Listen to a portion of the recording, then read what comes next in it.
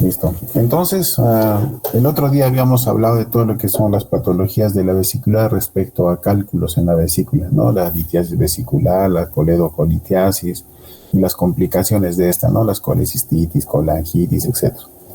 Sin embargo, existen muchísimo más patologías, ¿no? Es un sinfín de patologías que existen en todas las vías biliares intra y extrahepáticas, además de la vesícula. Sin embargo, en esta clase nos vamos a dedicar rápidamente a 4 enfermedades que ustedes van a poder encontrar, no tan comúnmente, pero sí, eventualmente sí se van a encontrar, porque ustedes muchas veces van a atender pacientes que cursan con signos y síntomas de un cólico biliar, no le manda la ecografía y a veces uno se encuentra con algunas sorpresas, ¿no? Algunos otros hallazgos que uno tiene que conocer que existen y cómo se maneja, ¿ya? Entonces, si bien es cierto, como les decía, hay varias, sin embargo, vamos a dedicarnos en esta clase a 4 patologías básicamente. Una de ellas son los pólipos vesiculares. Los pólipos vesiculares son tumores benignos, pero tienen la importancia o por qué nos preocupa esto. Porque muchas veces esos tumores benignos pueden degenerarse y convertirse en neoplasias. Y vamos a ver poco a poco de que una de las peores neoplasias que uno quisiera tener, pues es las neoplasias de la vesícula y de las vías biliares, ¿no? Generalmente estas lamentablemente se descubren muy tardíamente, cuando el paciente ya tiene pues afectación hepática, afectación de la vía biliar, del páncreas, etcétera, y pues viene en mal estado, ¿no? Ya cuando no hay mucho que hacer, ¿no? Entonces, el pólipo vesicular es justamente importante por eso, ¿no? Porque una de las principales complicaciones que tiene, pues, son las neoplasias de vesícula. Entonces, como les decía, el pólipo es un tumor benigno, ¿no? Es un tumor benigno que uno encuentra generalmente en personas mayores de 50 años, en algunos pacientes que tienen colelitiasis, en los pacientes que tienen colangitis esclerosantes primarias, y en algunos en los cuales pues uno va a tener digamos, como les decía hace un rato, ya signos y síntomas, ¿no? Signos y síntomas, o sea, tiene dolor, ictericia, náuseas, vómitos, y uno le manda ecografía y encuentra un pólipo. Entonces ahí es donde debemos asustarnos, ¿no? Porque ese pólipo está comenzando a ser clínicamente funcionante, digamos, ¿no? Entonces ahí tenemos que asustarnos un poco, porque la probabilidad de que esto se vuelvan en neoplasias malignas pues es mayor. Ahora, también no solamente es que tenga síntomas, sino también hay que ver las características del pólipo mismo, ¿no? ¿Cuándo hay que asustarnos? Cuando el tamaño es mayor de 1 centímetro. Sin embargo, ahora en los últimos protocolos dice que mayor de 6 milímetros ya es un pólipo que tenemos que ya pensar en que hay que operarlo, ¿no? Porque se está comenzando, o muy probablemente comience a degenerarse, ¿no? Entonces, si bien es cierto, la mayor parte de los libros dice tamaño mayor de 1 centímetro, sin embargo, vayan recordando que en estos tiempos los nuevos protocolos están comenzando a considerar como potencialmente maligno al que es mayor de 6 milímetros, ¿ya? Los que son sésiles, o sea, los que están, no tienen un pedículo, están firmemente adheridos a la mucosa de la vesícula, ¿no? Los que son solitos, a veces hay varios. Cuando son varios hay que pensar más en pólipos de colesterol, que esos son un paso, digamos, a la formación de cálculos, ¿no? En este caso los pólipos solitarios y grandes, pues son los que más nos deben hacer pensar en una degeneración, ¿no? Si a esto se acompaña un engrosamiento de la pared de la vesícula o va creciendo, como vamos a ver de acá un rato, cuando ese crecimiento es mayor, digamos, del 50% dentro de los 3 a 6 meses según el control ecográfico, igual hay que asustarnos también. O cuando el cociente largo-ancho es menor de 0.8, o sea, la diferencia entre el tamaño, a veces uno lo puede medir al pólipo, y cuando tiene ese cociente menor a 0.8, entonces ahí tenemos que también pensar en que se puede volver maligno. Entonces, hay diferentes tipos de pólipos vesiculares. Hay que recordar bien que no todos los pólipos van a convertirse en cáncer. Algunos de ellos sí, o sea, si bien es cierto, es una cantidad pequeña como el 4% como se ve en la figura. Sin embargo, también existen otros tipos de pólipos que esos, como les decía, muchas veces son el camino, digamos, a la formación de cálculos en la vesícula. A veces, lo mismo que sucede pues en los ríos o en el agua, ¿no? El agua que a veces tiene muchos carbonatos, mucho calcio, al inicio va formando como arenita. Lo que sucede a veces, ustedes habrán visto en nuestras calentadoras, lo que hacemos es hervir el agua, a veces va quedándose arenilla y pasa un tiempo y comienza a formarse como unas placas, ¿no? O como, y a veces como piedritas, ¿no? Entonces, o en los termos, ¿no? Donde guardamos nuestro agua, a veces al fondo se va quedando, así se va formando. Igual sucede acá, como ya habíamos hablado en la litiasis vesicular, ¿no? Esa bilis que es cargada en colesterol o algunos pigmentos asociados pues a cuestiones genéticas, etcétera, van comenzando a formarse y a acumularse, digamos, en pequeñas concentraciones, pues en este caso lo más común de colesterol, pero también existen otros pigmentos. A eso ustedes van a escuchar en algún momento como vesícula colesterolósica o colesterolosis, ¿no?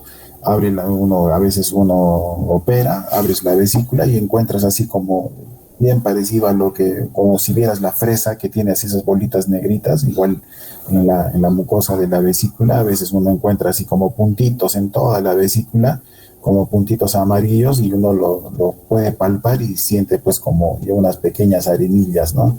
Entonces esos pólipos son pólipos no neoplásicos, ¿no?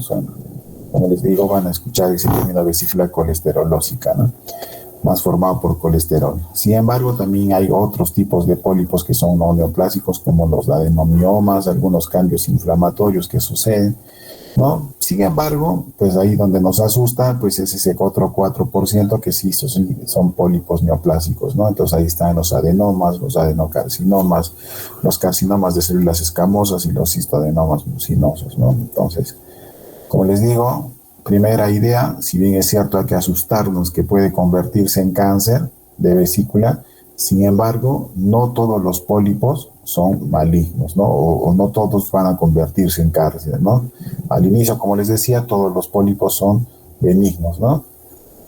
Pero un 4% se puede convertir en maligno. ¿Cómo uno diagnostica a los pacientes que tienen pólipo vesicular? Por lo general, los pacientes que tienen pólipos vesiculares normalmente son asintomáticos, no tienen ninguna molestia, no pasa nada. Sin embargo, cuando estos comienzan a crecer, puede pues, tener manifestaciones y ahí es donde justamente, ¿no? O sea, cuando uno tiene un paciente que tiene síntomas de un cólico biliar, o sea, dolor, náuseas, vómitos, a veces ictericia, ¿no? Dolor en hipocondrio derecho, etcétera, uno no piensa pues en pólipo, ¿no? Sino piensa muchas veces en litiasis vesicular, ¿no? De ahí que los signos y síntomas son muy parecidos, ¿no? Es un cólico biliar así como siempre, ¿no? Como lo que sucede en la litiasis vesicular. Entonces, el diagnóstico, pues, por lo general es casual. No es que uno piensa de frente en pólipo, ¿no? Uno piensa siempre en litiasis vesicular. ¿Y cómo se diagnostica? Pues a través de ecografía, a través de ultrasonido endoscópico. ¿A qué se refiere eso? Se puede hacer de dos formas. A veces el gastroenterólogo mete el endoscopio y así como tiene algunos accesorios para pinzas, pinzas de biopsia, etcétera, etcétera, también tiene una sonda que en la punta tiene un sensor de endoscopía y el gastroenterólogo puede hacer pues un ultrasonido endoscópico. Pero también nosotros los cirujanos tenemos igual cuando hacemos la laparoscopía, al igual que tenemos una pinza, no sé, pues una Grasper, una Maryland, un Hook, etcétera, etcétera, también tenemos un instrumento pues que ingresa a través de los trócares. A propósito, no se dice trocar, se dice trocar, ¿ya? En la exposición varias veces han dicho trocar, no es trocar, es troca. Entonces, a través de los trócares uno puede meter un accesorio que es como una pinza, pues, que en la punta tiene el transductor de un ecógrafo, ¿no? Entonces, uno puede hacer el ultrasonido endoscópico, ¿no? Entonces, uno entra, ve la vesícula, y uno puede hacer pues ya en forma más directa, ¿no? No tan lejos, digamos, como cuando uno hace una ecografía convencional que lo haces desde la piel, ¿no? En este caso te pegas de frente a la vesícula y uno puede hacer pues el ultrasonido de una forma más precisa. También podemos hacerlo por tomografía o también por resonancia magnética. Entonces acá les he traído una imagen. ¿Se acuerdan el otro día cuando les puse de los cálculos en la vesícula? ¿Qué tenían los cálculos que no se ve acá? A ver, chicos, ¿quién me dice? Sombra acústica posterior, doctor. Exacto, ¿no? ¿Se acuerdan que en los cálculos acá se pintaba como de negro, ¿no es cierto? Tenía una sombra acústica posterior, como dice acá. ¿No? En este caso de los pólipos, ustedes van a ver así la vesícula, todo igual, incluso a veces puede estar inflamada, como se ve acá, que la vesícula, la pared de la vesícula está reforzada, está un poco engrosada, pero vemos las formaciones, ¿no? Las dos formaciones, pero como dice acá el compañero, no hay esa sombra negra, ¿no? Que dan los cálculos en la vesícula, ¿no? Entonces, esta es la imagen clásica de un pólipo vesicular, ¿no? Igual, las masas, pero sin sombra acústica posterior. Entonces, ¿qué es lo que hay que hacer cuando uno agarra y encuentra pues un pólipo vesicular? Entonces, ahí hay dos formas o dos planes, digamos, que uno debe tener.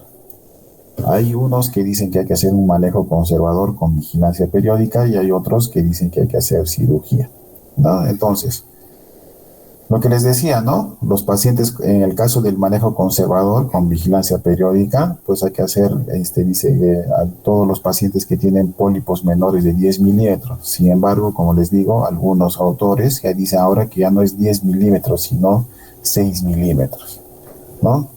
Si es de 6 milímetros, bueno, en este caso, como dice acá, menores de 10 milímetros, ¿qué hay que hacer?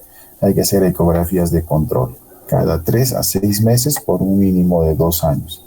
Si luego de esos 2 años no ha pasado nada, no hay ningún cambio, el pólipo sigue del mismo tamaño, no hay ninguna degeneración alrededor, engrosamiento de la vesícula, etcétera, etcétera, entonces en ese caso se baja a una ecografía por año por otros 2 años más, y después de 2 años más, o sea, en total 4 años, recién uno puede, y no ha habido ningún cambio, entonces uno ya puede dar de alta al paciente y hacer una vigilancia nada más ante la presentación de signos y síntomas, ¿no?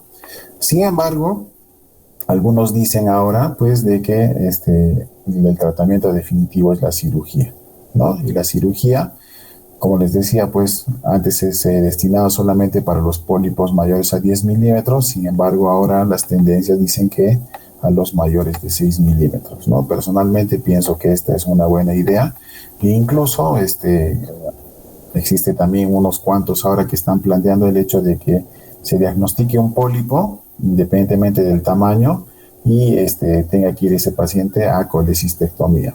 ¿Por qué? Porque pues ahora en nuestros tiempos están viendo ustedes que cada vez hay más factores que no solamente genéticos, sino también ambientales, nutricionales, etcétera, etcétera, que están haciendo que los casos de cáncer pues sean cada vez más comunes, ¿no? Entonces, al saber de que uno tiene un pólipo, ya, no sé, pues 5 milímetros, y sabe que ese puede crecer en cualquier momento o degenerarse en cualquier momento, la tendencia pues última es de que apenas se diagnostique un pólipo se opere, ¿no? Por ese riesgo, digamos, de cáncer que ya les he dicho, que en este caso el cáncer de vesícula pues es un cáncer que lamentablemente es muy agresivo muchas veces y lamentablemente se diagnostica muy tarde. Entonces, la tendencia últimamente incluso ya es ni siquiera 6 milímetros, sino pólipo diagnosticado, pólipo operado, ¿no? Paciente operado, ¿no?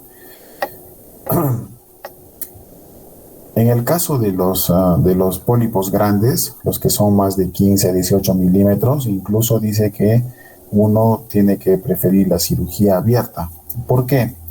Porque a veces, cuando son pólipos grandes, de por sí se están dando cuenta ustedes de que cuando ya son mayores a 10 milímetros, la indicación quirúrgica pues es completamente, digamos, de prioridad, ¿no? Justamente porque a más tamaño, más riesgo de malignización del pólipo. Peor cuando uno tiene un pólipo pues así de 15, 18 milímetros, es mucho más grande. Entonces, ¿qué pasa? Y me dirán, ¿y por qué no se hace cirugía laparoscópica? Lo que pasa es de que, como ustedes han visto cuando han expuesto la colecistectomía laparoscópica, uno pues agarra con las graspers y comienza a traccionar desde las paredes de la vesícula, ¿no es cierto? Entonces, cuando uno hace eso, pues uno no está manipulando, digamos, de forma directa, ¿no? El interior de la vesícula, sino indirectamente desde afuera. Entonces, a veces se ha descrito, dice, de que cuando uno comienza a manipular, entonces uno agarra con la pinza grasper o con alguna cosa, y si para mi mala suerte ahí detrás de donde estoy agarrando está justo el pólipo, a veces al momento de ajustar, puedo destrozar ese pólipo y mandar pequeños fragmentos de ese pólipo que podrían pasar a través del conducto cístico e irse a la vía biliar. Entonces, si yo tengo un pólipo que se ha malignizado, mi riesgo de malignizar la vía biliar pues aumenta. Por eso es de que cuando los pólipos son muy grandes, en los cuales uno sospecha grandemente de que se ha malignizado, en esos casos dice la literatura que es mejor hacer cirugía abierta, ¿no? Entonces lo primero que uno hace antes de manipular la vesícula es ligar el cístico rápidamente y directamente para que así se rompa un pedazo de ese pólipo y ya no pase hacia la vía biliar, ¿no? Entonces, en el caso de los pólipos grandes, pues todavía la indicación de cirugía abierta está, digamos, es el único caso en el cual estaría indicado. Igualmente, si ustedes dicen, no lo quiero operar porque sus pólipos son pequeñitos, no es pues 10 milímetros, son 2 milímetros, 3 milímetros, etc. Entonces, en ese caso, yo podría iniciar un manejo conservador, ¿no? Hacerle ecografías y todo eso. Pero, ¿qué pasa si las ecografías, pues, en qué caso, digamos, este manejo conservador se vuelve en cirugía cuando en las ecografías de control el tamaño si digamos ahora estaba 2 milímetros y de acá a 3 meses está 6 milímetros, o sea que el paciente, el pólipo creció más de 3 milímetros, ahí me asusto. O el doble de su tamaño en 6 meses, ¿no? Entonces, asociado a otros factores de riesgo, ¿no? Por ejemplo, uno le hace la ecografía y de repente a los 3, 4 meses se encuentra que ha aumentado el tamaño y encima uno ha comenzado a encontrar degeneraciones de la pared, ¿no? No sé, vesícula esclerotrófica, vesícula en porcelana, engrosamiento, aumento del calibre del cístico, etcétera, ¿no? Alguna cosa que ustedes vean que no va normal, entonces al toque lo que tienen que hacer, interconsulta a cirugía para programar una colecistectomía, ¿no? En un paciente que tiene un pólipo pequeño, pero que ha ido creciendo más de lo normal, ¿no? Asociado a otros factores de riesgo. Igualmente los pacientes con canilitiasis, ¿no? Más pólipos de la vesícula con engrosamiento de pared de la vesícula. Cuando hagamos la parte ahorita de cáncer de la vesícula, ustedes van a entender de que la presencia de litiasis vesicular, en especial esos cálculos grandes, ¿no? ¿Se acuerdan cuando hablamos de complicaciones de la litiasis vesicular? Hablamos que los cálculos pequeños se complican fácilmente con otras cosas como colecistitis, pancreatitis, coledocolitiasis, etcétera, porque como son pequeñitos, se pasan rápidamente a través del cístico, pueden pasar a la vía biliar y causar todas esas complicaciones que ya las hemos estudiado. En el caso de los cálculos grandes, ya también esos cálculos que miden, hemos encontrado cálculos que son de 4 centímetros, de 6 centímetros, hasta de 10 centímetros hemos encontrado un cálculo alguna vez. Un cálculo bien grande, no más grande que un huevo, ¿no? Huevos, doble yema, así esos gigantes, así ese tamaño a veces uno encuentra. Entonces, ese cálculo no va a migrar pues no va a migrar fácilmente pues a la vía biliar, ¿no? Al coledo, al hepático, ¿no? Entonces, la probabilidad de que haga coledocolitiasis, etcétera, pues es mínima. En cambio, al revés, ya también estos cálculos grandes van a causar fenómenos inflamatorios en toda la pared de la vesícula, ¿no? Por la presencia como de cuerpo extraño, ¿no? Que va comprimiendo las paredes y va a engrosarlas estas e incluso va a dar lugar a lo que ya habíamos hablado, ¿no? Una vesícula en porcelana o a veces una vesícula esclerotrófica, ¿no? Y esto es un pasito pues también al cáncer de vesícula biliar. Entonces los pacientes que tienen colelitiasis asociado a pólipo vesicular y asociado a algunos factores o algunos detalles que nos veamos de que esa vesícula está comenzando a complicarse, también son indicación de cirugía. Entonces, fíjense de que, en resumen, el diagnóstico de pólipo es casual. Los pólipos son benignos, pero que con el tiempo se pueden volver malignos, ¿no? Y que el único tratamiento definitivo para los pólipos es la cirugía, ¿no? uno quiere hacer manejo conservador, sí lo puedes hacer, no hay problema, al menos cuando los pólipos son pequeños, pero tienes que ser muy, muy cuidadoso y esperar que ese paciente sea muy responsable de venir, como dice acá, cada 3 a 6 meses, ¿no? Lamentablemente la idiosincrasia de nuestra gente, pues, al menos la gente que viene de provincias, de comunidades, así a veces uno le hace la ecografía y de ahí se pierde, ¿no? Entonces, en esos casos, pues hay que valorar el riesgo-beneficio de este manejo conservador, ¿no? Entonces, como les decía, pues en estos tiempos estamos viendo de que pólipo diagnosticado, paciente operado, ¿no? Entonces, tal vez sea la mejor forma de estar seguros de que el paciente va a tener pues una buena expectativa de vida y que ese riesgo de malignización pues sea mínimo en todo caso, ¿no? Otra cosa que vamos a encontrar muy comúnmente, así como hemos encontrado la dilatación de la vía biliar por coledocolitiasis por lo general, sin embargo, en algunos pacientes vamos a encontrar otro problema que se llaman quistes de colédoco. Los quistes de colédoco, como su nombre dice, pues son unas formaciones, unas alteraciones de la pared del colédoco, de la vía biliar, ¿no? Y que hace de que se dilaten, ¿no? O sea, es una dilatación. Y cuando este colédoco se va a dilatar, ¿qué va a hacer? Va a formar, pues, va a volverse, pues, como una vesícula, ¿no es cierto? Va a ampliar su capacidad, digamos, va a retener más la bilis y a veces eso va a dar, pues, lugar a varias cosas, ¿no? El colédoco no está entre sus funciones almacenar bilis, ¿no?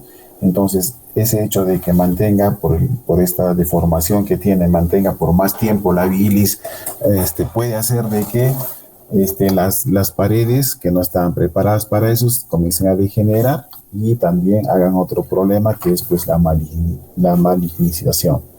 Entonces, los quistes de colédoco, al igual que los pólipos de vesícula, nos importan mucho porque también pueden ser un paso al cáncer de la vía biliar. Entonces, si bien es cierto, como dice acá, es una patología benigna, de hecho hay un montón de gente que ya cuando le hacen la autopsia encontraron que tenía un quiste y sin ningún problema. Sin embargo, igual, en un 10% de los quistes de colédoco pueden convertirse a cáncer de la vía biliar, a colangiocarcinomas, ¿no? Entonces, igual hay que tener cuidado por eso. Sin embargo, también no solamente se puede malignizar, sino que también estos pacientes, como la bilis se retiene, también pueden dar origen a colangitis, a pancreatitis, porque ahí se está desembocando, ahí nomás está desembocando el conducto que viene del páncreas y ya después vamos a estudiar cuál es la fisiopatología de la pancreatitis, pues también puede predisponer a esto. O igual, como se va almacenando la bilis, se va formando esa arenilla y a veces el quiste de colédoco se manifiesta por coledocolitiasis, ¿no? Entonces, el hecho de que exista uno y otra no se excluye, ¿no? Pueden convivir el quiste de colédoco con coledocolitiasis también. Entonces, nuevamente, es una patología benigna, pero lo que más nos va a asustar es la malignización. Al igual que la litiasis vesicular, que los pólipos, todos tienen sintomatología biliar, ¿no? Dolor en hipocondrio derecho, náuseas, vómitos, ictericia, dispepsias, etcétera, etcétera, ¿no? Sin embargo, pues los libros mencionan una tríada clásica, que esto se va a dar al menos, a veces hay quistes de colédoco que se expresan muy tempranamente, ¿no? En paciente recién nacido de 1, 2 meses, 3 meses, ¿no? Entonces, al menos en neonatología y en pediatría, esta tríada clásica para el quiste de colédoco es la que menciona la coexistencia, pues, de dolor abdominal, hipocondrio derecho y epigastrio, ictericia y una masa palpable en cuadrante superior derecho, ¿no? Entonces, es la tríada clásica del quiste de colédoco, ¿ya? Pero como les decía, todos tienen, igual que las otras patologías, sintomatología biliar. Por eso es que el quiste de colédoco también es un diagnóstico que se hace, pues, por casualidad en realidad. Entonces, esto es importante saber porque dentro de los quistes de colédoco ahí va a haber la clasificación de Todani, se llama, de los quistes de colédoco, y menciona pues a 5 clases diferentes, ¿no? La tipo 1, que es la más común probablemente, es la que tiene una dilatación fusiforme, ¿no? Como una vesícula igual, ¿no? Acá está la vesícula, normalmente el cístico es ancho y esta dilatación va a ser pues de toda la vía biliar extrahepática, ¿no? Va a incluir el colédoco y parte del hepático. Esta es la más común de todas, el 90% de los casos es esta. El tipo 2, es un divertículo del colédoco. Ya es un divertículo que afecta, como ven acá en el tipo 1, es incluso hasta el hepático. En cambio, acá el tipo 2 es un divertículo, ¿no? Es como un apéndice, digamos, del colédoco, una bolsita, ¿no? No es una dilatación de toda la estructura del colédoco, sino de una partecita que ha hecho como una pequeña bolsita que se llama divertículo. Lo mismo que sucede en los divertículos del colon, por ejemplo, ¿no? O en el divertículo de Senkel, que es en el esófago, ¿no es cierto? Igual es como una bolsita, igual. El tipo 3 es el colédoco cele. Este es el colédoco que va a protruir a través incluso de la papila. Esta es pregunta de examen siempre. Acuérdense de esto. Es una pregunta muy común en los exámenes de residencia, en el ENAM, así. El tipo 3 de clasificación de Todani es el colédoco cele, ¿ya? El tipo 4 son múltiples dilataciones, pero ya no solamente de la vía extrahepática, sino pueden ser de la intra y extrahepática, ¿no? Incluso hay el tipo 4A y el tipo 4B. En el tipo 4A, cuando hay compromiso intra y extrahepático, y en el cuadro del tipo B es en la vía biliar extrahepática, ¿no? Estas de acá, cuando veamos el tratamiento, se solucionan con resección del colédoco y derivación biliodigestiva. Pero estas 5, que también es pregunta de examen siempre, es la que tiene múltiples dilataciones, pero en el intrahepático nada más, ¿no? Y esa es la famosa enfermedad de Caroli. La enfermedad de Caroli. Entonces también pregunta examen, el tipo 5 de los quistes de colédoco según Todani es la enfermedad de Caroli. En este caso, este tipo 5 es la única que se va a tratar con trasplante hepático. Estas de acá, uno puede hacer resección de los quistes y hacer derivaciones biliodigestivas, ¿no? En cambio, la 5 y la 4A de acá son las que se solucionan con trasplante hepático. Entonces, lo que pasa, y por qué son un problema estos, porque, miren, se van, en cualquiera de los tipos, se van haciendo bolsas donde se colecciona la bilis, ¿no? Igual que acá en la Caroli, acá se va a coleccionar la bilis, y esa bilis, pues, puede sobreinfectarse y hacer una infección de esa zona y después dar colangitis, o como les decía, pues, el riesgo de malignizarse, pues, es altísimo, ¿ya? Entonces, esta es la clasificación de Todani para quistes de colédoco. Entonces, ¿cómo uno diagnostica? Como les decía, pues por lo general es de casualidad. Pues uno igual recibe un paciente con todos los signos y síntomas de una litiasis vesicular, de un cólico biliar, ¿no? Y uno le pide ecografía y a veces en la ecografía, como ustedes pueden ver acá está la vesícula y por debajo pues una gran dilatación de la vía biliar, ¿no? Entonces, este es un quiste de colédoco, ¿no? Probablemente sea del tipo 1. Y pues cuando uno tiene esto, pues lo próximo que tiene que hacer, pues es una colangioresonancia, ¿no? Si bien es cierto, uno puede hacer tomografías o también hacer colangiografías, ya sean las transparieto-hepáticas o la CEPRE, ¿no? La colangiopancreatografía retroendoscópica, ¿no? Pero lo menos invasivo y menos problemático de hacer, y por eso es que es el gol estándar para el diagnóstico de problemas en la vía biliar, es la colangioresonancia, ¿no? Entonces lo que uno ve es eso, mira, acá no se ve ningún cálculo, ¿no? Y uno encuentra pues la dilatación de todo el colédoco, ¿no? Entonces este es un tipo 1, ¿verdad? Es un tipo 1, es una dilatación fusiforme, ¿no? Y uno puede ver, si hubiera un cálculo acá abajo, entonces estaría dilatado no solamente esto, sino también estaría dilatado estas de acá arriba, todas las vías biliares intrahepáticas también estarían dilatadas. En este caso no, esta es una dilatación fusiforme de la parte del colédoco nada más, pero por encima de eso todo normal, ¿no? Todo el mismo calibre. Este de acá igualito, ¿no? No está dilatado, este es el conducto que viene del páncreas, ¿no es cierto? El virus. O sea, acá se puede ver claramente, ¿no? Entonces uno hace una colangioresonancia y diagnostica pues definitivamente los quistes del colédoco. Entonces, ¿cuál es el tratamiento quirúrgico?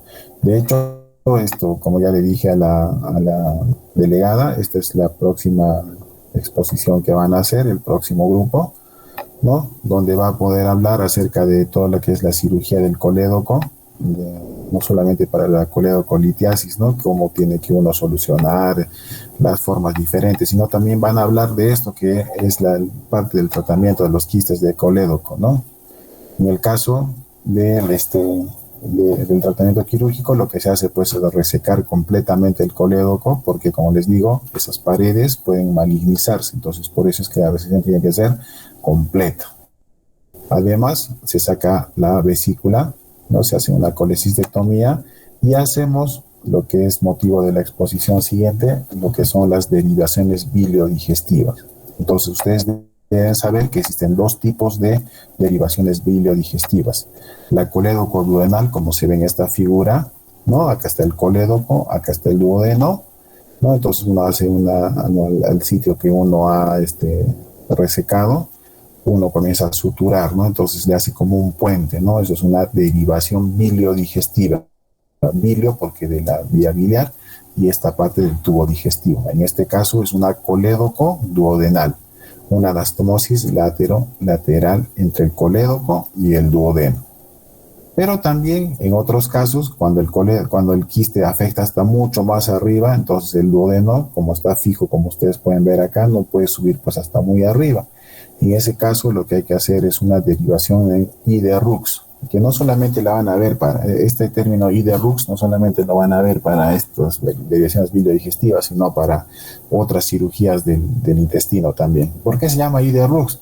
Porque mira, fíjense, acá dice la Y, ¿no es cierto? No es ni siquiera I, sino la Y de Rux. Entonces, justamente es esta, miren. Esta es la Y. La que están viendo en el cursor, esta es la Y. Entonces, tiene un asa aferente y un asa eferente. Entonces, este asa, pues esta punta de acá, se supone que antes iba acá, ¿verdad? Entonces, uno corta el intestino y sube un asa, ¿no? Y en este caso hace la derivación entre el hepático y el yeyuno, ¿verdad? Esto más o menos, todo esto es el duodeno, y acá ya comienza el yeyuno, y uno más o menos cuenta unos 40, 50 centímetros, ahí hace la resección, y ahí lo sube, y esa punta va a ir hacia la vía biliar, y acá se va a hacer una anastomosis nueva, ¿no? ¿Para qué hacemos esto? Porque puede pasar, y eso es justamente lo que se quiere evitar cuando se hace, igual cuando hablamos de cirugías antirreflujo, también hablamos de eso, ¿no es cierto? ¿Qué pasa si yo hago una comunicación así de frente del colédoco hacia el duodeno?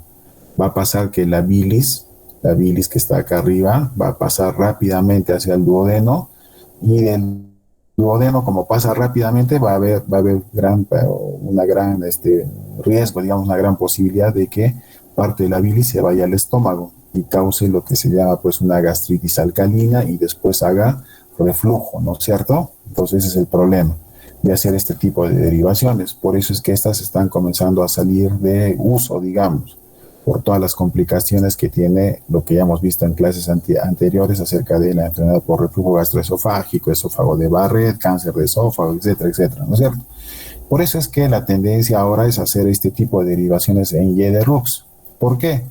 Porque, miren, acá la bilis va a drenar y va a pasar un largo espacio hasta que se junte con esto, que normalmente pues el duodeno que mide de acá pues 20, 40, como unos 40, 50 centímetros, y de acá todavía hemos aumentado un metro, un 50 centímetros más, 40, 50 centímetros más de Y1, entonces la bilis pues ya va a haber la posibilidad de que esta bilis llegue hasta por acá y después regrese y vaya al estómago y haga reflujo, pues es mínima. Por eso es que se prefiere en estos tiempos hacer unas derivaciones biliodigestivas en Iderrux. Pero algunas veces se hace esta todavía. Entonces ustedes tienen que saber que existen estos dos tipos de derivación biliodigestiva. La colédoco-duodenal y la hepático-yeyunal e Iderrux, ¿no? Ya saben, ¿por qué se llama Iderrux? Porque acá justamente se hace la letra Y, pues, ¿no es cierto? Acá está la Y, ¿verdad? No sé si hasta ahí tienen alguna pregunta, chicos.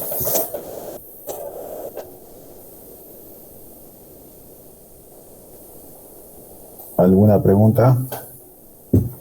¿Todo claro? Doctor, una pregunta. Dime. Doctor, si se encuentra pólipos, por ejemplo, en una paciente joven de 20 años, lo más recomendable es que también se extraiga, por más que, digamos, no tenga riesgos. Entonces, a pacientes más jóvenes, digamos que podemos tenerle en cierta manera darles ese chance de hacer un control ecográfico, ¿no? Bueno, cuanto más pequeñitos, 20 años, 15 años, 14 años, ¿no? Justamente porque habíamos hablado de que la colecistectomía temprana está también relacionada con digamos, aparición de cáncer de colon a largo plazo, ¿no? Entonces, en ese caso, si es una paciente joven que tiene un pólipo pues de 1 milímetro, 2 milímetros, 3, digamos, pues le tengo que dar el beneficio de hacer el control, ¿no? Y de esperar, ¿no? Entonces, nos aseguramos de que la paciente sea muy responsable, que haga sus controles ecográficos cada 3 a 6 meses, entonces ahí sí, chévere. Pero si yo tengo una paciente de 20 años con un pólipo de 1 centímetro o de 15 milímetros o de 20 milímetros, en ese caso, sin pensarlo 2 veces, tiene que operarse, porque pues su capacidad de malignización a mayor tamaño pues es mucho mayor, ¿no? Entonces, definitivamente vamos a tener que valorar el tamaño del pólipo, ¿no? Si es pequeñito, menos de 5 milímetros, digamos, le puedo dar pues el control, ¿no? Pero asegurándonos, como te digo, de que sea una paciente responsable. Pero si es un pólipo grande, si eso sí, sin pensarlo 2 veces, ¿no? Hay que operarla a esa paciente y hacerle una colecistectomía.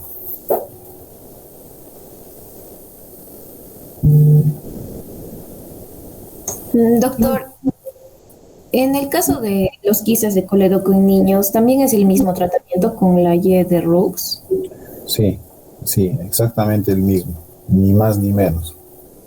Es exactamente igual. Y claro, obviamente va a depender también del tipo de quiste, ¿no?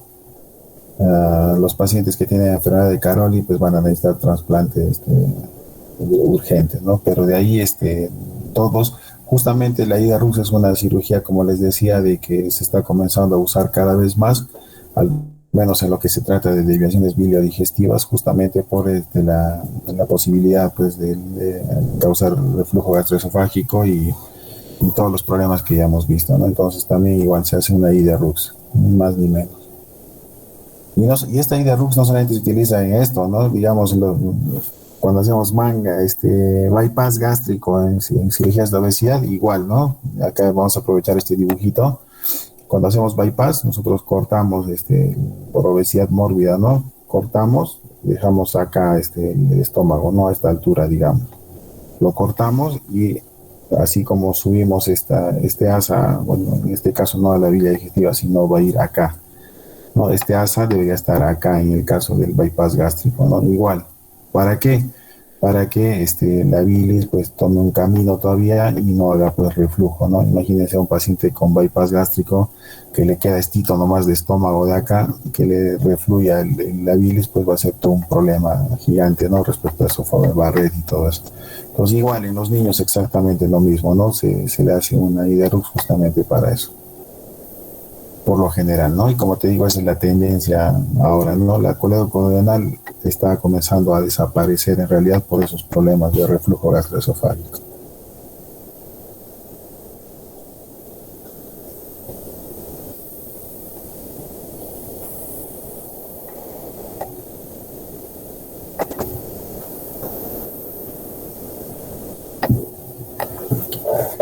Sigamos entonces. Igualmente, vamos a encontrar, pues, casualmente también, por lo general, muy rara vez vamos a pensar de frente en eso, pero por lo general, en más del 50% de casos, también los tumores malignos de la vesícula biliar y también de las vías biliares, ¿no? Lo que les decía de antes, ¿no? Si bien es cierto, no es tan común, más común es el cáncer de colon, el cáncer de estómago, el cáncer de esófago, ¿no? El cáncer hepático. Pero el cáncer de vesícula biliar, pues es el quinto cáncer más común. Lo malo es de que cuando lo diagnosticamos, normalmente está muy avanzado. No hay mucho que hacer en realidad. ¿Qué factores de riesgo tiene el cáncer de vesícula biliar? Al igual que los pólipos, que los quistes de colédoco igual, pues la edad avanzada. A mayor edad, más riesgo de malignización, más riesgo de problemas, ¿no? Lamentablemente, pues es 3 a 4 veces más común en mujeres, ¿no? En los varones no es tan común, ¿no? En las mujeres sí, por una cuestión hormonal y todo lo que hemos estudiado también en la litiasis vesicular, ¿no? ¿Quiénes tienen más litiasis vesicular? Las mujeres, entonces son las que más se exponen a este tipo de degeneraciones causadas por los cálculos en especial, y son las que más cáncer de vesícula tienen, ¿no? Lo que hemos hablado, ¿no? La litiasis vesicular, en especial la litiasis, las gigantes, ¿no? Tienen esa capacidad, digamos, de degenerar por procesos inflamatorios repetidos la pared de la vesícula y malignizarse en cáncer de vesícula. La vesícula en porcelana, la vesícula esclerotrófica son factores de riesgo también. Existen varios tipos, sin embargo, el 80% de los casos de cáncer de vesícula son los adenocarcinomas. Sin embargo, ¿se acuerdan cuando hablamos de los pólipos? Igual, ¿no? Se pueden degenerar en este tipo de cáncer, ¿no? Las células escamosas, los cistoadenocarcinomas, los carcinomas de células pequeñas, ¿no? Que este es el más agresivo de todititos. El más común, el adenocarcinoma. ¿Cuándo diagnosticamos? Como les decía, por lo general, pues es casi, uno lo encuentra el cáncer así de raspón, ¿no? Por lo menos al inicio. Ya cuando uno está recontra avanzado, claro, sí, probablemente lo sospechemos, pero al inicio, cuando el paciente viene con signos y síntomas de un cólico biliar, signos y síntomas biliares, pues uno hace el diagnóstico, ¿no? Por sospecha clínica. A veces uno le manda ecografía, ¿no? Y en la ecografía uno lo manda pensando en litiasis vesicular, y de repente aparece y encuentra, pues hay degeneración de las paredes, ganglios perivesiculares, periliares, aumentados de tamaño, etcétera, y diagnostica. A veces lo hacemos de forma incidental, ¿no? A veces son pacientes que vienen a veces lo común en nuestros tiempos ahora, ¿no? El colon irritable, que cada vez asociado a cuestiones de estrés, la pandemia, el encierro, todo eso, uno tiene síntomas de colon irritable. A veces uno le manda una ecografía de control y encuentra un cáncer de vesícula, ¿no? Un hallazgo incidental. A veces uno entra por una cirugía de vesícula aparentemente, ¿no? Y uno encuentra, pues, degeneración, ganglios, y en los casos más graves, metástasis hepática, etcétera, ¿no? Durante la cirugía. O a veces, pues, uno aparentemente opera una vesícula complicada, lo mandas a patología. Por eso, otro mensaje de esta clase es recontra importante, ¿no? Que uno tiene que enviar cualquier cosa que uno saca del paciente, desde un simple granito, un granuloma, un lunarcito, en este caso la vesícula, lo que sea que uno extraiga del paciente, siempre por seguridad tiene que mandarlo a patología. Los apéndices, el intestino, lo que tú quieras, todo lo que saques, siempre, es el mensaje, siempre hay que enviarlo a patología, porque muchas veces lo que parecía benigno, a veces en el examen de patología, pues puede encontrarse con sorpresas, ¿no? Entonces, ¿cómo clasifica uno los tumores de vesícula, no? Como ya les dije, la clínica muy parecida a la clínica biliar, ¿no? Dolor, ictericia, náuseas, vómitos, intolerancia a las grasas, malestar, etcétera, etcétera. Entonces uno hace la ecografía y se encuentra con una cosa que no quería, pues algunos hallazgos que hacen pensar en cáncer de vesícula, y a continuación lo que corresponde es pedirle marcadores tumorales. Entonces, al igual que en la vía biliar, ¿qué marcadores tumorales deben pedir ustedes? AFP, ¿no? La fetoproteína, el CEA, antígeno ocasional genoma embrionario, y el CA19-9. Esos tres son los que nunca deben faltarles de vuestro screening de marcadores tumorales cuando ustedes sospechan de cáncer de la vesícula y de la vía biliar o cáncer hepático, ¿no? Que al final están ahí cerquita nomás. Una vez que uno pide la ecografía, pide los marcadores tumorales, lo que corresponde también es hacer una tomografía, ¿no? Normalmente se hace tomografías con contraste.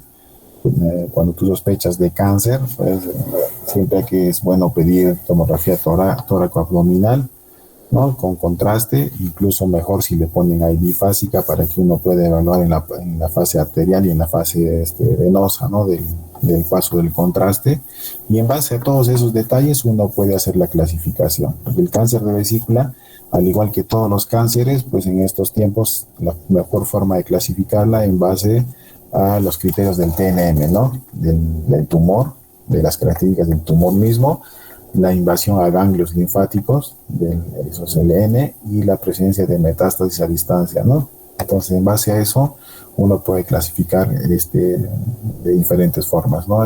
Digamos, en base de la serosa que uno ve en la patología es un T2 y tiene invasión no tiene, no sé, pues no hay ganglios afectados, N0, metástasis a distancia sin invasión, M0, así uno va clasificando, ¿no? Como ustedes ya saben bien, no solamente del cáncer de vesícula, sino de todos los tipos de cánceres, ¿no?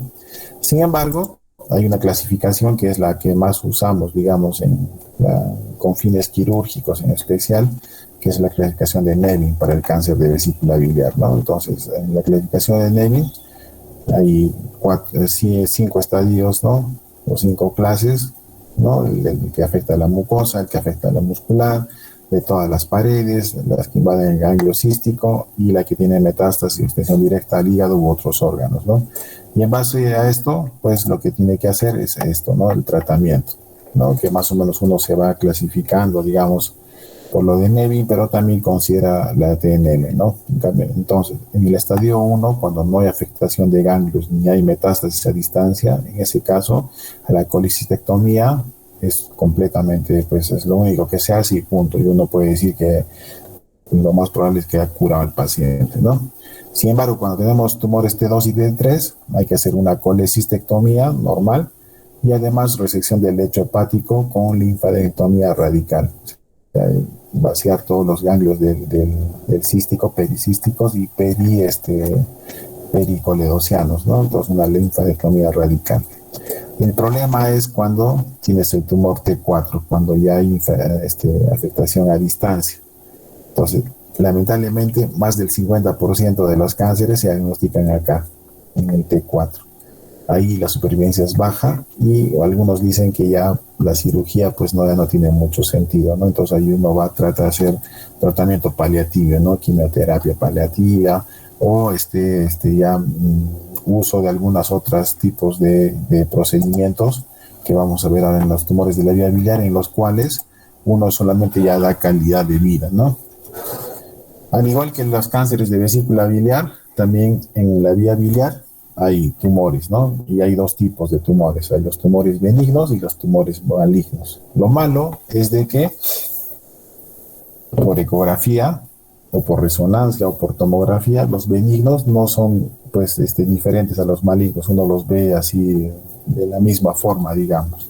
Entonces, con eso se llega a la conclusión, como dice acá, de que los benignos como los malignos siempre deben ser resecados, ¿no? O sea, uno no puede pensar pues en que eso es buenito nomás, ¿no? Sino que siempre tiene que ser resecado. Ahora, algo que no les dije hace un rato, si bien es cierto, uno tiene que pedir AFP-CA y CA19-9, sin embargo, si bien es cierto, también acordémonos de eso, si bien es cierto, estos marcadores tumorales ayudan al diagnóstico, pero no son completamente sensibles ni específicos.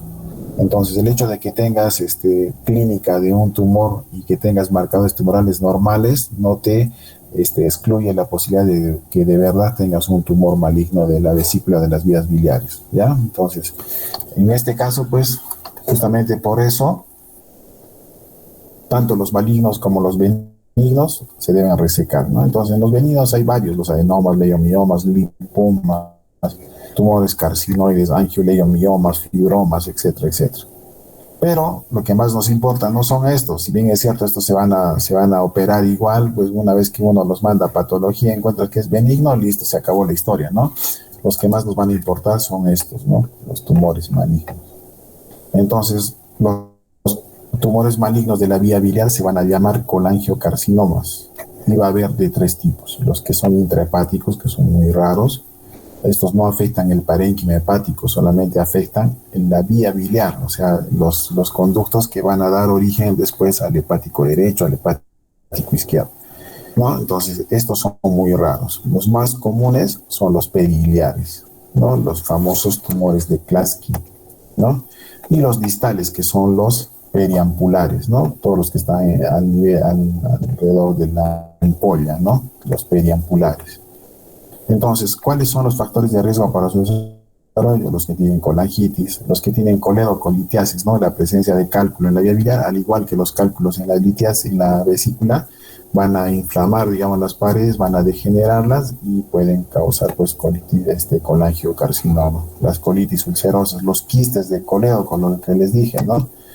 Y la infección biliar, en este caso por una bacteria que se llama Clonorchidis, ¿no? Entonces, también está descrito.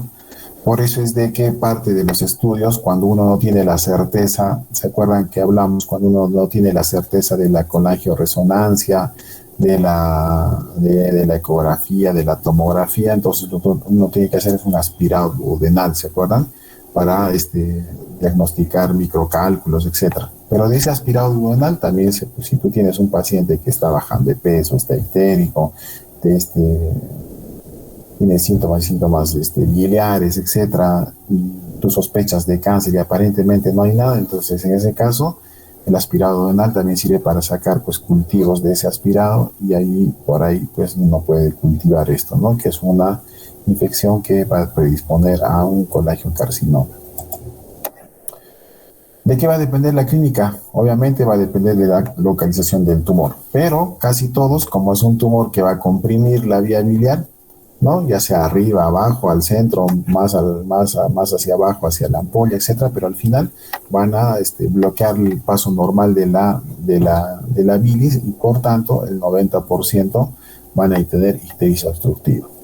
Obviamente es ictericia causada por un tumor, al igual que las coledocolitiasis, que en este caso las ictericias son causadas por el cálculo en el colédoco, van a predisponer a la aparición de estas otras cosas, ¿no? Signos y síntomas de colangitis, ¿no? Como la bilis comienza a acumularse, a veces se sobreinfecta, es la colangitis. Puede haber, obviamente, pérdida de peso, al igual que todos los cánceres, ¿no? Dolor abdominal inespecífico.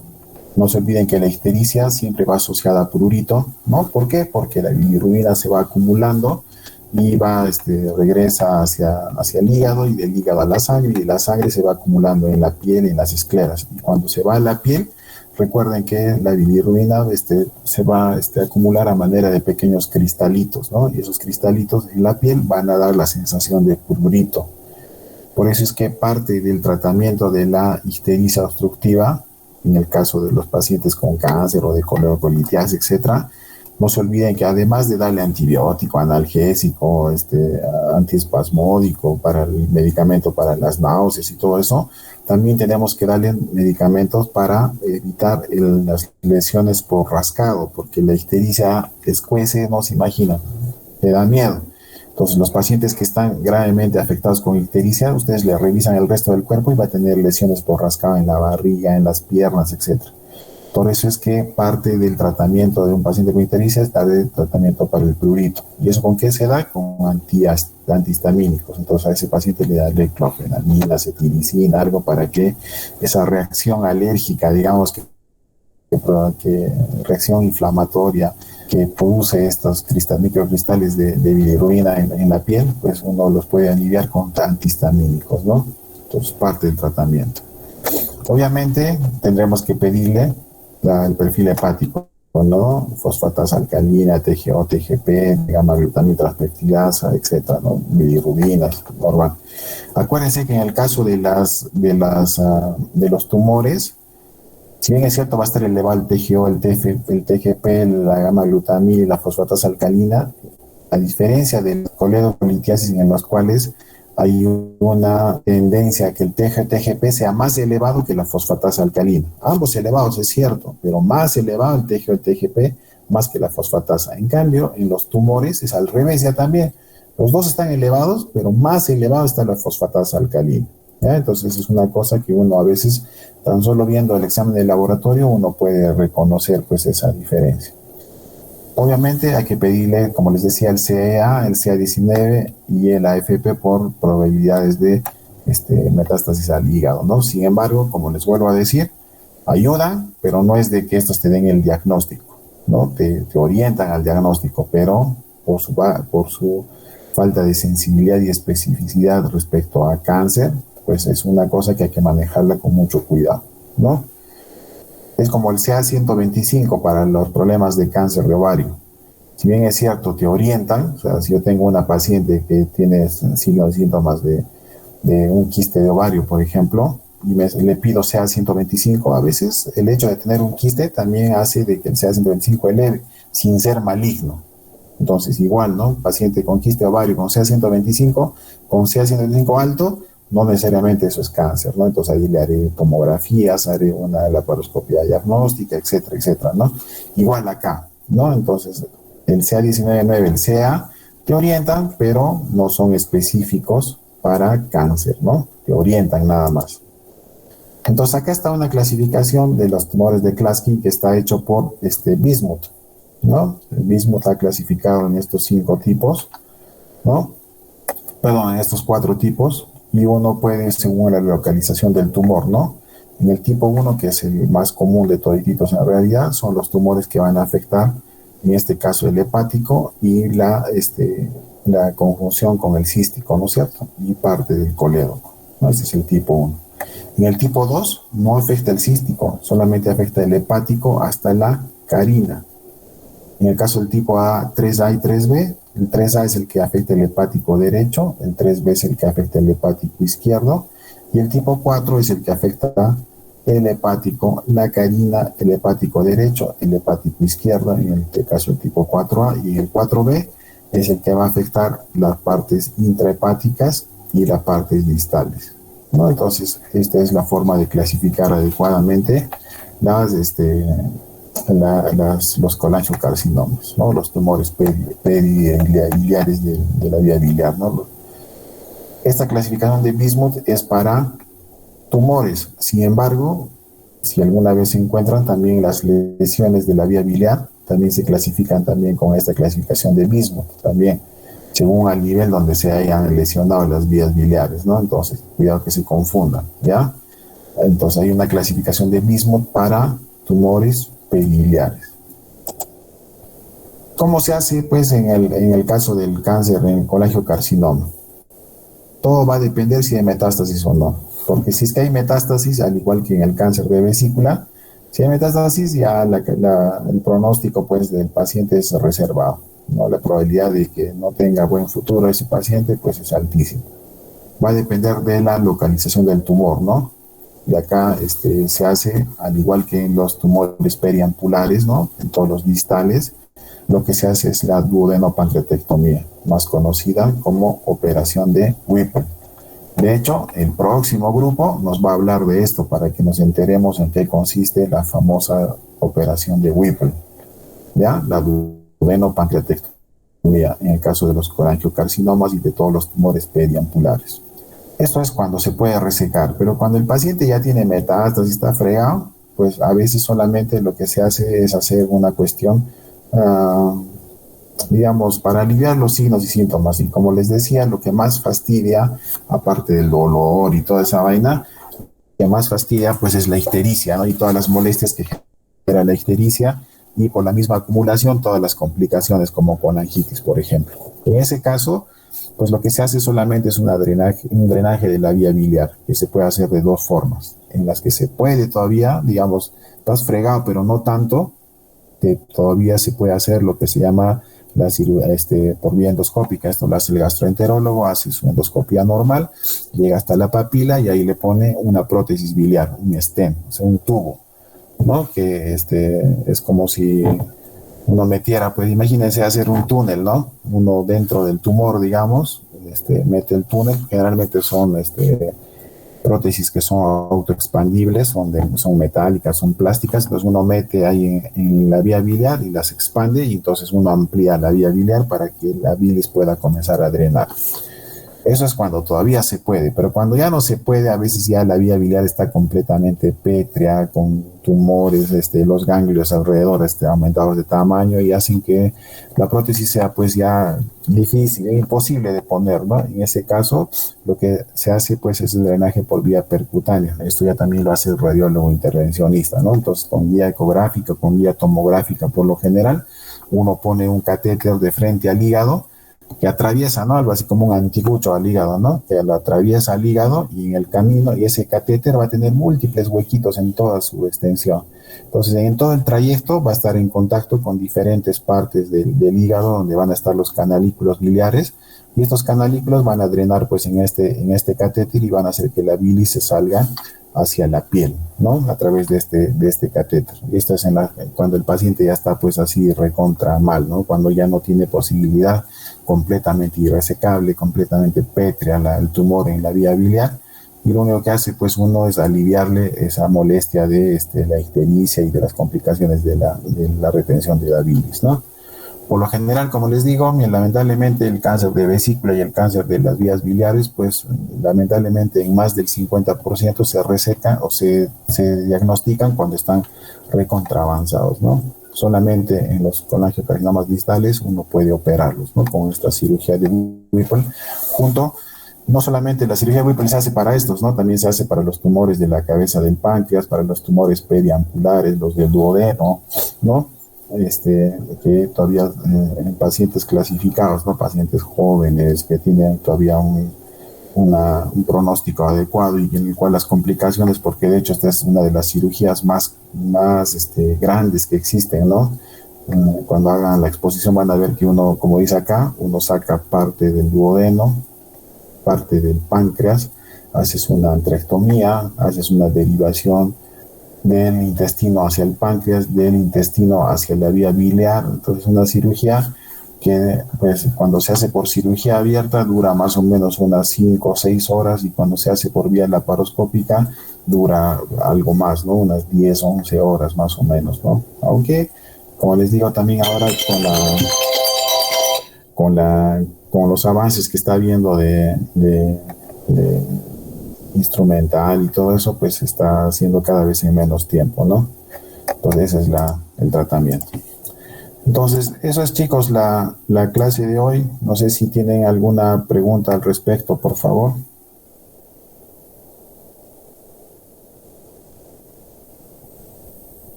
Si alguien tiene alguna pregunta o comentario, por favor.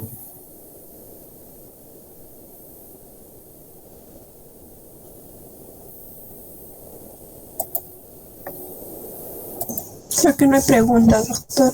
Todo claro. Listo. Unos capos. Todo está claro. Entonces, chévere. Entonces, chicos, hoy día tienen el examen. Ya les he puesto el examen. Está colgado de 8 a 9 de la noche. Son 10 preguntas. Muy sencillas.